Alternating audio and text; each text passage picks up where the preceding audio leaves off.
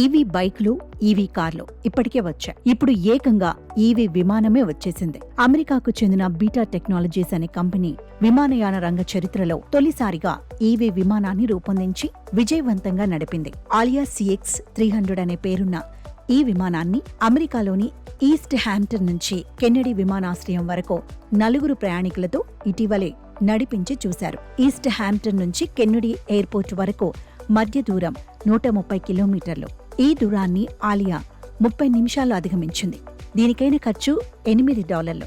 Indian కరెన్సీలో $694 మాత్రమే. అంటే కిలోమీటర్కు $5.30 ఖర్చవుతుంది. సాధారణంగా ఈ దూరానికి ఒక హెలికాప్టర్లో ప్రయాణిస్తే కనీసం $160 అవుతుందని, దాంట్లో 20వ వంతు ఖర్చుతోని ఈవీ విమానంలో వెళ్లటం సాధ్యమైందని బీటా టెక్నాలజీస్ CEO వెల్లడించారు. పైలట్కు ఇచ్చే వేతనం, విమానం నిర్వహణ వ్యయం వంటి ఇతరత్రా ఖర్చులున్న ఈవీతో మొత్తం ఖర్చు గణనీయంగా తగ్గిపోయిందని సదరు కంపెనీ పేర్కొంది. ఇక విమానం లోపల ఎటువంటి శబ్దం ఉండదని, కాబట్టి ప్రయాణికులు ఒకరితో ఒకరు మాట్లాడుకోవడం కూడా చాలా సులువవుతుందని తెలిపింది.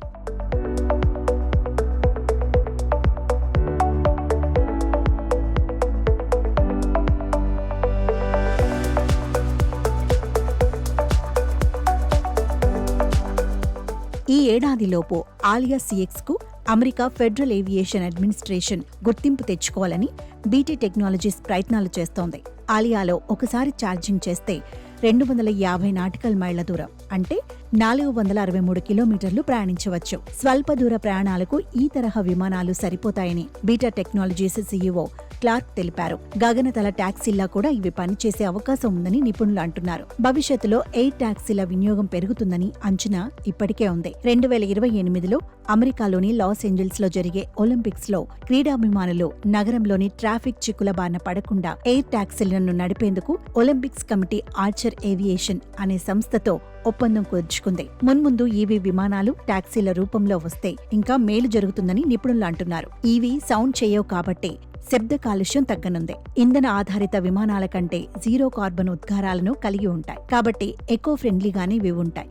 అంతేకాదు, భారీ రన్వేలు కూడా వీటికి అవసరం లేదు. నిలువుగా టేకాఫ్, ల్యాండింగ్ చేయగల సామర్థ్యం ఉంటుంది. రన్వేలు, పెద్ద విమానాశ్రయాల అవసరం ఉండదు. ఈవీ ఎయిర్ టాక్సీలు వస్తే ట్రాఫిక్ సమస్య చాలా తగ్గుతుందని చెబుతున్నారు. ఇక బ్యాటరీల విషయంలో కొన్ని సవాళ్లు లేకపోలేదు. మరి మున్ముందు కంపెనీలో ఎలాంటి ఆవిష్కరణలు చేస్తాయో చూడాలి.